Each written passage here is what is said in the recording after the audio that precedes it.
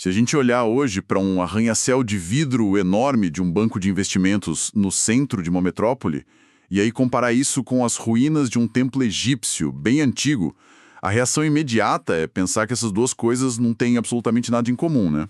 Com certeza, a primeira impressão é que não poderiam ser mais opostas. Pois é, uma delas representaria aquele ápice frio e calculista do nosso progresso moderno, e a outra seria só uma relíquia empoeirada de um povo que, segundo os manuais básicos de história, passava os dias adorando deuses literais com cabeças de pássaros e gatos. Que é uma visão bem caricata, se a gente parar pra pensar. Exato. Mas e se as fontes nas quais a gente vai dar um mergulho profundo hoje estiverem certas e ambas as construções contarem exatamente a mesma história? Mais do que isso, e se as duas forem os marcos monumentais de um colossal mal-entendido sobre o que realmente significa a evolução e a espiritualidade humana? Olá, sejam muito bem-vindos a mais essa nossa imersão nas fontes. Eu sou seu anfitrião e estou aqui com a nossa especialista para desvendar esse material incrível. Olá para todo mundo que está acompanhando a gente. E olha, o que é fascinante logo de cara aqui é que a sociedade moderna cultivou um hábito intelectual extremamente arrogante, sabe? Um hábito de olhar para a mitologia antiga do alto de um pedestal de superioridade. Como se fosse algo primitivo, né? Isso. Tipo historinha de ninar. A gente lê as lendas gregas, nórdicas ou egípcias como se fossem fábulas infantis. Ou, na melhor das hipóteses, tentativas ignorantes de explicar por que chove ou por que o sol se põe. Sendo que a nossa fonte de hoje diz exatamente o oposto disso, deixando bem claro que não estamos falando de feitiçaria ou lenda de fantasia. De jeito nenhum. O material argumenta que os construtores daquelas civilizações usavam a estrutura do mito como uma tecnologia de informação de primeiríssima linha. O mito era, na sua essência, um cofre de altíssima segurança. Um cofre para guardar o que exatamente? Para guardar de forma minuciosamente projetada as verdades mais complexas e até perigosas sobre a existência humana, sobre a mecânica do universo e o funcionamento oculto da nossa própria consciência. Então vamos desempacotar exatamente o que significa esse cofre. Porque a nossa fonte bate muito forte na ideia de que a mitologia nunca foi uma prima distante e folclórica da religião. Não, ela seria a própria raiz, né? Sim, a afirmação do material é que a mitologia é o código-fonte da religião original. O texto até me fez pensar numa analogia com a computação. O mito funcionaria tipo um arquivo zip ou um software de código aberto. Nossa, uma analogia muito boa. Porque pensa bem, a embalagem, a interface que o público geral vê é super colorida, parece um conto fantasioso lotado de monstros, deuses ciumentos, aquele drama todo. O que chama a atenção e prende a memória das pessoas através das gerações. Exato. Mas se a pessoa detém o conhecimento ou o software certo para extrair os dados lá de dentro, ela encontra gigabytes de uma ciência psicológica e espiritual assombrosamente precisa. É exatamente a distinção entre um usuário comum, que acha que a tela brilhante do aplicativo é toda a realidade do computador, e o programador, que consegue ler a matemática complexa rodando ali nos bastidores. E o material foca bastante no Antigo Egito como esse grande laboratório de programação, vamos dizer assim. Sim, o Egito entra como o grande farol primordial dessa codificação toda. Especificamente, o foco do texto vai direto para a trindade de Ísis, Osíris e Horus. Que é hiper famosa, mas a fonte diz que eles não são só lendas locais do deserto. Longe disso. O argumento central é que eles são a semente estrutural de praticamente todos os grandes mistérios modernos. E essa estrutura foi copiada, traduzida e espalhada por todo o mundo ocidental ao longo dos séculos. Certo, mas eu preciso apertar um pouco essa tecla, porque a abrangência do que a fonte alega é gigantesca, para não dizer assustadora. É um salto enorme, com certeza. O texto detalha que Ísis não é só uma rainha mítica. Ela seria o arquétipo da matéria original, a mãe cósmica. E a fonte encontra paralelos exatos na figura da Virgem Maria ou na deusa oriental maia. E Horus seria o Filho Divino, a personificação do Logos, do Verbo ou do Cristo interno. E aí a gente chega no Osíris, que representaria o fogo criador, a faísca divina universal. Até aí, eu consigo acompanhar essa correspondência de arquétipos entre as culturas. Mas então a fonte diz que esse mesmo fogo de Osíris assumiu identidades literais em outros povos. Virando Mitra na Pérsia, Brahma na Índia e até Odin na mitologia nórdica. Pois é, e aí que me pega. Nós estamos realmente dizendo que vikings enfrentando neve na Escandinávia e egípcios lá nas margens do Nilo praticavam na surdina literalmente a mesma religião? Isso não é passar um rolo compressor em cima das individualidades culturais deles? Essa é a dúvida natural de qualquer pessoa que estuda antropologia moderna. E é uma ressalva justa quando a gente se apega só à interface de cada crença. A embalagem do arquivo zip? Exato. Claro que as vestimentas folclóricas, os sacrifícios rituais e as respostas ao ambiente geográfico eram violentamente diferentes. Um viking definitivamente não é um egípcio. O cotidiano deles era outro universo. Mas o documento defende que o código-fonte, que era ensinado exclusivamente dentro das escolas de iniciação, bem longe dos olhos das massas de ambos os povos, era exatamente o mesmo. O mistério sobre como um indivíduo evolui internamente era idêntico. E a fonte usa uns exemplos muito específicos sobre a fragmentação de Deus para provar isso, né? Sim, os padrões da divindade fragmentada. Pensa na Índia antiga. A narrativa dita que Shiva esquarteja o deus Brahma. No Egito, o monstro Tifão faz exatamente a mesma coisa, despedaçando o corpo de Osíris. E na Grécia, Adonis é despedaçado por um javali. A embalagem muda, mas o código oculto da força divina que foi fragmentada na matéria permanece. E o ser humano, segundo eles, precisa laboriosamente juntar essas peças de Deus por Deus dentro de si mesmo. Isso é estático em todas as tradições originais. Mas isso gera uma charada histórica colossal. Se o mito era só uma alegoria profunda para um trabalho interno na própria mente, se o sol no céu era só uma lousa visual brilhante para explicar um fogo invisível cósmico. Como foi que a humanidade embarcou nessa confusão imensa, né? Sim. Como todo mundo abandonou a ideia de um sol interno e passou a oferecer reza e sacrifício para uma bola gasosa pegando fogo na estratosfera. O que deu tão errado? É como se alguém tentasse matar a fome comendo fisicamente a fotografia de um banquete maravilhoso, em vez de buscar a comida real. Caramba, comer a fotografia. O que ocorreu, segundo a leitura hermética, foi que as massas populares e, crucialmente, os novos teólogos que surgiram nos séculos seguintes não tinham mais acesso ao tal software de decodificação. Eles perderam a chave de acesso. Perderam. Eles não receberam as chaves secretas dos antigos mestres. Então, eles olharam para aqueles textos que mandavam reverenciar o sol e, limitados pela leitura da mente analítica, decidiram transformar a estrela física no Deus absoluto. Os iniciados originais nunca erraram nesse ponto, certo? Nunca. Eles sabiam que o sol era só um farol didático. Mas a ignorância do resto da população acabou engolindo a alegoria inteira. Comer a fotografia do banquete. Essa imagem é assustadora porque ilustra de um jeito perfeito a base mecânica de qualquer fanatismo moderno. Com certeza. Defender um texto de forma literal com unhas e dentes e até matar por ele, tomando o lugar de praticar qualquer avanço interno real. Mas se o Egito decaiu nesse sentido, o que o texto relata a seguir soa como o jogo de telefone sem fio mais trágico e letal da nossa história. Porque o ensinamento não morreu só lá no deserto. Não. A fonte mapeia a viagem desse modelo de escolas de mistérios, indo para a Grécia, fincando raízes em Roma, passando pela Pérsia, Cartago, Jerusalém. E subindo para a Europa nas mãos dos temidos druidas. Eu confesso que eu parei para reler essa parte dos druidas umas 3 vezes. O caso dos druidas é um exemplo contundente de como a eliminação dessa sabedoria foi um esforço muito sistemático. Não foi só o tempo passando e as pessoas esquecendo. Foi um apagamento forçado. O texto argumenta que as escolas druídicas na velha Europa guardavam a mesmíssima chave dos mistérios da natureza. O declínio deles não foi orgânico, foi um atropelamento militar e religioso. Primeiro vieram os romanos, né? Primeiro, as legiões de Roma invadiram os territórios celtas na base da espada bruta e dizimaram a estrutura física das escolas deles. E logo depois, de forma ainda mais fulminante, veio a supressão imposta pelas correntes católicas nascentes. Que literalmente queimaram bibliotecas e caçaram as linhagens. Varreram aquele farol original do mapa do Ocidente, sem dó. Mas lendo a fonte, tem um detalhe que salva um pedaço dessa sabedoria. E é um resgate meio surpreendente.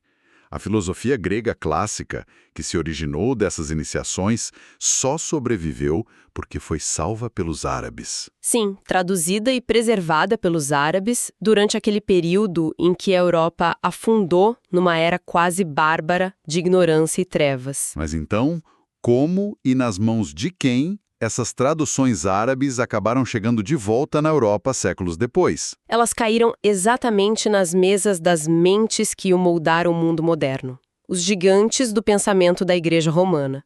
Figuras monumentais e hiperintelectuais como Santo Agostinho e, bem lá na frente, Tomás de Aquino. E aí que a coisa desanda de novo. É aí que o estrago histórico, a grande fratura que nos molda até hoje, se concretiza de vez. Peraí, deixa eu tentar montar esse mosaico para quem está ouvindo, porque a ironia histórica aqui é muito palpável. A gente está lidando com a premissa de que a base fundacional do cristianismo ocidental foi montada usando a lógica de Platão e Sócrates. Que eram reflexos dos mistérios do Egito. Exato. Essa filosofia não evaporou graças aos árabes e foi adaptada para o latim por esses doutores geniais da igreja.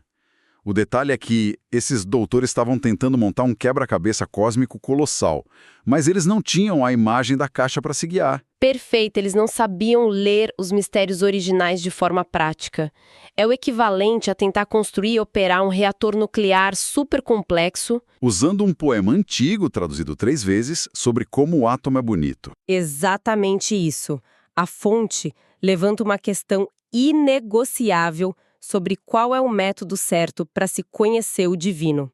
Por mais bem-intencionados e geniais que Agostinho ou Aquino fossem nos seus esforços intelectuais para explicar a doutrina de Cristo. Doutrina que a fonte diz que também usava símbolos e mitos, igual Osíris, né? Sim, mas esses doutores medievais falharam no pré-requisito primordial da coisa toda.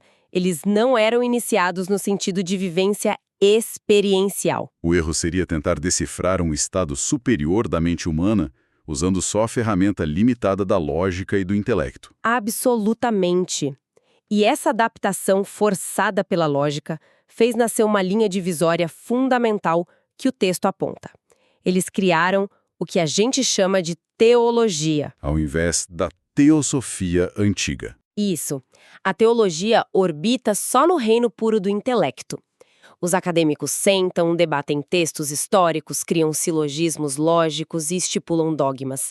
É um mero exercício da mente. Enquanto a teosofia exigia usar partes de nós que estão adormecidas. A teosofia, termo que a fonte usa para definir as escolas antigas, era a experimentação direta. Exigia o uso de faculdades humanas além do raciocínio comum. Quando eles perderam a capacidade dessa experiência direta, o ensinamento congelou. O sagrado deixou de ser um laboratório ativo de evolução que mudava a vida biológica das pessoas E virou um tribunal burocrático de crenças e regras de obediência cega. Nossa. E se a humanidade transferiu todo esse foco da transformação interna dolorosa para um simples debate intelectual sobre regras, isso lança muita luz sobre aquele choque entre arranha-céus e pirâmides que a gente falou na introdução. Sem dúvida. Explica totalmente a nossa mudança de arquitetura e prioridade. Porque quando a gente pensa em por que uma civilização dedicaria décadas empilhando milhares de pedras para formar as pirâmides de Gizé, a visão moderna adora assumir que o faraó era só um maníaco com delírios de grandeza que tinha escravos sobrando. Mas a ótica da nossa fonte diz que nada nesses períodos de auge das escolas herméticas era um desperdício de tempo ou megalomania. A fonte diz que essas obras colossais eram desenhadas, alinhadas às estrelas e com acústica perfeita, para atuar diretamente no corpo dos estudantes. Agindo como verdadeiros superlaboratórios catalisadores da consciência humana em carne e osso. Eles usavam as leis do Estado primordialmente para o interesse superior e espiritual da coletividade. Só que aí a história avança, o telefone sem fio da teologia transforma o divino num monarca abstrato, punitivo e inacessível lá em cima das nuvens. E isso cria um vácuo avassalador de significado aqui embaixo no coração das sociedades. E a fonte crava quem entra rindo pela porta da frente para preencher todo esse vazio materialista. É Mamon. Mamon, o antigo arquétipo, o deus implacável da ganância, do lucro e do acúmulo financeiro sem fim. Sem o pilar espiritual superior para guiar as pessoas, a sobrevivência material desenfreada vira o único ídolo que faz sentido seguir. É muito forte isso. A constatação sociológica desse texto é incisiva demais. Hoje, as inovações em inteligência artificial, a engenharia de ponta, os maiores talentos da Terra são desviados para construir as tais torres de vidro dos bancos que comandam a economia. Hoje, os monumentos cantam glórias aos gráficos da Bolsa de Valores e não mais aos íris. E a fonte é duríssima no julgamento disso. Todo o aparato legal do mundo moderno tende a proteger as estruturas do poder financeiro, atropelando qualquer valor ético humano se for preciso. Tudo virou transação comercial. Isso atinge em cheio o que a fonte descreve como a mercantilização das próprias religiões atuais. Aquelas franquias bilionárias que dizem ter substituído os mistérios druidas e egípcios. Exato, onde a salvação espiritual é embalada com código de barras e tem preço claro na forma de dízimos ou obediência inquestionável. Vende-se ingresso para o céu enquanto as pessoas passam fome na rua. É o reinado absoluto de Mamon disfarçado de fé. E no meio de todo esse colapso espiritual e material bizarro, chegamos numa pergunta óbvia para quem está acompanhando essa narrativa com a gente. A pergunta sobre se o treinamento em si acabou. Isso. Se Mamon venceu a guerra visual e se as escolas iniciáticas viraram apenas cenário para tirar selfie em cruzeiros turísticos, as portas da iniciação foram seladas e acabou. O argumento que a fonte traz para responder isso joga a gente num terreno muito mais próximo e, de certa forma, bem mais incômodo. Confesso que toda vez que ouço o termo provações iniciáticas, meu cérebro já dá o play direto num filme antigo do Indiana Jones. Cavernas escuras, tochas iluminando poços sem fundo, o herói suando frio enquanto tenta não pisar na lajota errada que atira a flecha envenenada. Exatamente essa cena. Mas o choque inicial ao ler a fonte é descobrir que isso nunca foi invenção de roteirista de cinema. Não mesmo. Os registros do passado incluíam um nível insano de exigência física no mundo tridimensional. Os candidatos eram testados com fogo real, ameaças na água, abismos e a escuridão sufocante debaixo da terra. E a taxa de mortalidade nisso devia ser coisa de outro mundo. Astronômica. E não só por acidentes físicos. Acontecia um colapso psicológico puro por causa do pânico absoluto de encarar os próprios instintos de sobrevivência. Só que aí vem a tese revolucionária dessa nossa imersão. O texto garante que a Escola de Mistérios da Humanidade jamais fechou as portas. Nunca fechou. Ela só concluiu que não precisava mais de 4 paredes secretas em montanhas escondidas. A hierarquia espiritual expandiu a tenda da escola para cobrir toda a superfície da Terra. A vida no mundo moderno é a suprema câmara de iniciação. Os nossos testes agora não exigem reflexos contra lanças afiadas ou ter que nadar no rio Nilo fugindo de crocodilo. A fonte descreve de forma assustadoramente familiar onde moram os monstros de hoje. Quais são os nossos abismos atuais? Uma privação econômica severa que ameaça o teto da sua família. Uma falência nos negócios, súbita e humilhante. O diagnóstico de uma doença grave. Além da corrupção sedutora na empresa, ou a tentação de uma traição que destrói o próprio lar. A fonte diz que nada disso é obra do acaso rodando no vácuo. São testes cirúrgicos de evolução. Mas, especialista, me ajuda a olhar pelo lado de quem escuta um negócio desse hoje. A gente conhece pessoas maravilhosas que batalham duro e não fazem mal a uma mosca. E do nada a pessoa desenvolve um câncer agressivo ou perde todas as economias num golpe financeiro. Sim, situações arrasadoras e muito comuns. Se a gente chega e diz que essa montanha de dor é só um teste de laboratório da loja branca, a gente não corre o risco de soar terrivelmente cruel, Como a fonte reconcilia a brutalidade do mundo com essa ideia de que é tudo uma sala montada para a nossa evolução? Mas a base do material não passa a mão na cabeça e não romantiza o sofrimento de jeito nenhum. Então a escassez, a doença e a dor são realidades inevitáveis da nossa biologia e da nossa sociedade. A diferença, então, é como você usa o caos. Exato. O fator da utilidade oculta, pré-hierarquia da sabedoria, a tal loja branca. Já que a tragédia nesse ambiente é inevitável, eles aproveitam a forja desse caos para observar exclusivamente a resposta moral e psicológica da pessoa. Se a falência da empresa acontece, o teste real não é se o indivíduo vai recuperar os milhões. O teste é se, no meio do olho do furacão, ele mantém a dignidade negociável. Se ele não cede ao ódio descontrolado que quer ver todo mundo queimar. E, principalmente, se ele recusa ferir pessoas inocentes para conseguir sobreviver financeiramente. O mérito real está nessa engrenagem invisível da nossa reação íntima. Faz muito sentido. E é por isso que a fonte assume um tom super sarcástico e até destrutivo contra a burocracia dos movimentos espiritualistas de hoje. Eles trituram o conceito moderno de ganhar título de mestre. A fonte avisa categoricamente que nenhum diploma dourado de grão-mestre, concedido por uma escola esotérica terrena, tem a menor validade nas cortes internas das dimensões superiores. Mamão transformou até o sagrado em negociação. Então a galera acha que pode pagar a mensalidade de um instituto e receber em troca um papel emoldurado afirmando que evoluiu espiritualmente. Mas o recado é taxativo. Se na terça-feira à tarde você está no meio de um divórcio doloroso e reage usando seus filhos pequenos como arma de chantagem emocional para ferir o ex, nenhum diploma espiritual do planeta salva a sua consciência. Exatamente. O grau não é um papel que você assina, é uma atitude medida na estrutura viva do seu ser diante do abismo do dia a dia. É pesado e muito libertador ao mesmo tempo. E isso levanta a dúvida do que fazer com essa informação de modo prático. A sorte é que o documento lista os requisitos para hackear esse processo. Os chamados 3 fatores de revolução da consciência. O mapa do tesouro definitivo para quem quer tentar. Eles listam esses fatores como morrer em si mesmo, nascer da água e do espírito e servir a humanidade desinteressadamente. Parece nome de poema, mas como a gente traduz isso? Vamos começar pelo morrer em si mesmo. Morrer o quê? O que deve morrer é o que governa a gente sem permissão, o ego. Morrer nesse contexto hermético é passar um bisturi psicológico incessante em si mesmo para arrancar velhos defeitos. A ira incontrolável ao receber uma crítica do chefe, por exemplo.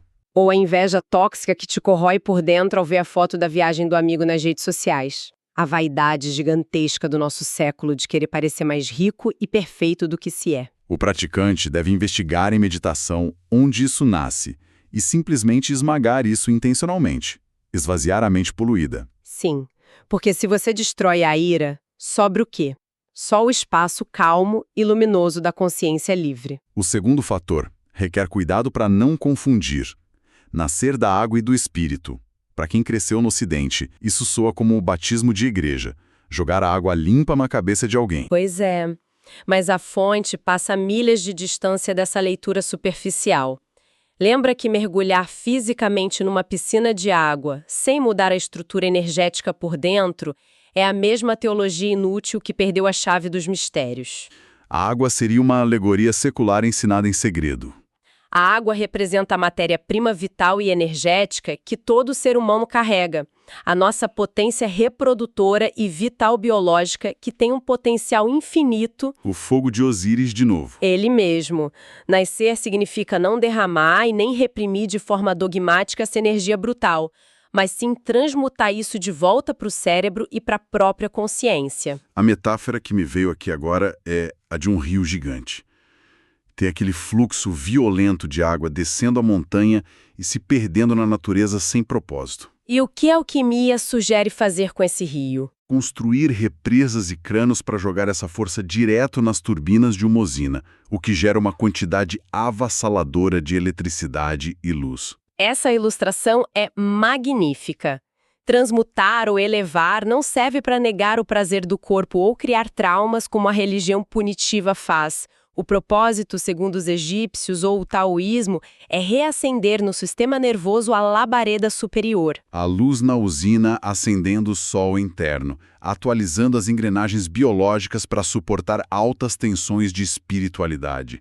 Literalmente química pura e evolução no laboratório de carne e osso. E isso nos deposita no terceiro e último fator: servir a humanidade desinteressadamente. Num panfleto soa clichê, mas no império dominado por Mamon, onde o lema constante de sobrevivência é pisar nos outros para acumular cada centavo, isso vira quase uma rebelião civil armada. A definição exata seria subversão do sistema materialista.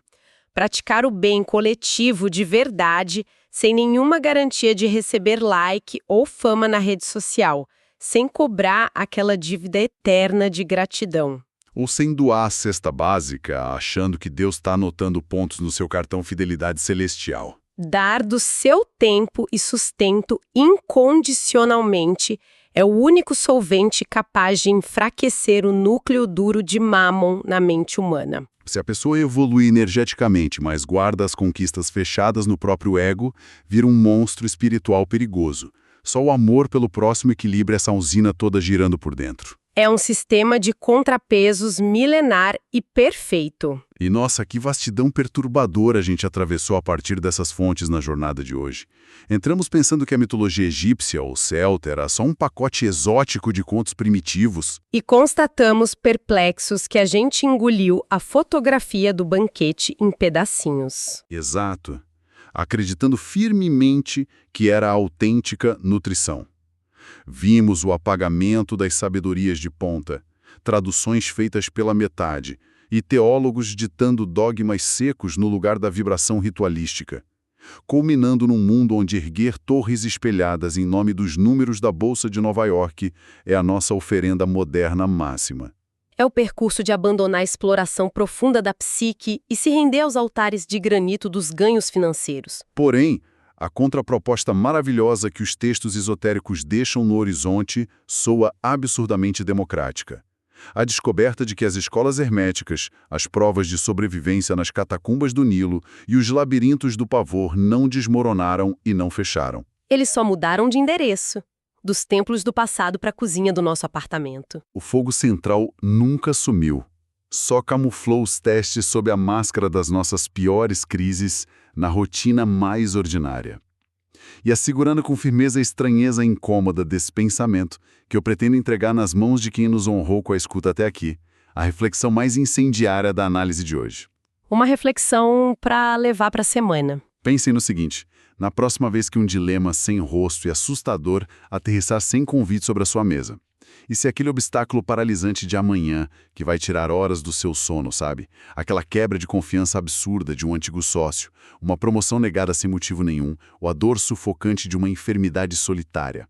E se não for apenas uma retaliação sádica de alguma força cósmica ou pura improbabilidade estatística sem sentido? Mas sim um chamado. E se essa perda arrasadora for precisamente a escola misteriosa chamando a sua essência mais fundamental para se levantar e prestar contas na lousa negra e silenciosa de si mesmo? Frente a essa provação inescapável, girando bem na porta da sua vida, a gente vai sucumbir num choro fútil, amaldiçoando todo mundo ao redor? Ou nós seremos competentes para agarrar o ferro em brasa e despertar a fagulha inabalável da sabedoria que dormita ali dentro de nós? Uma pergunta letal para as nossas falsas comodidades, mas o alicerce absoluto de quem busca a própria libertação frente a tudo isso. Com certeza.